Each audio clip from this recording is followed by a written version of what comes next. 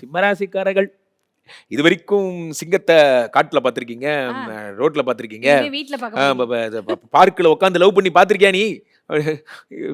பயமா இருக்கியா? எனக்கு நான் ஊருக்குள்ள சிங்கம்னு சொல்லிட்டு இருக்கேன். ஒரு பொண்ணுகிட்ட ஒரு லவ் சொல்ல முடியல. இது என்ன எவ்வளோ கஷ்டமா இருக்கு? சொல்லுவாங்களா? சொல்ல மாட்டாங்க. அப்படிங்கிற மாரிலாம். ஏன்னா 7ஆம் இடத்துல ஒரு ஊரே போய் உட்காந்துருக்கு. You don't worry. ஓப்பனிங் மட்டும் தான் உங்களுக்கு கஷ்டம். எடுத்து குடுத்துட்டு அங்கேயே பார். அப்படிங்கிற மாரி நீங்க பாட்டுக்கு பேசிட்டு இருப்பீங்க. அதாவதுங்க உங்கள எனக்கு ரொம்ப நாளா புடிக்குங்க.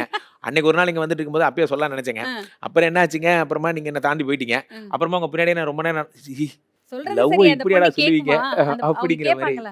காரணம் என்ன அப்படின்னா, அன்றைய தினம் 7ஆம் இடத்துல நெறைய டென்ஷன் பண்ணிடுவாங்க உங்கள. ஆ.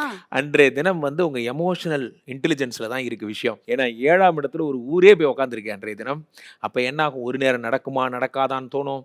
ஒரு நேரம் நாளைக்கு விடிஞ்சா இப்ப இந்த சம்பள தேதி வரும்போது, நாளைக்கு விடிஞ்சா 1ஆம் தேதி வாடகை கட்டிடலாம். அந்த மாரி இவர்கள் நைட்டே ட்ரீம் பண்ண ஆரம்பிச்சுருவாங்க. நாளைய தினம் நம்ம வந்து ஓகே.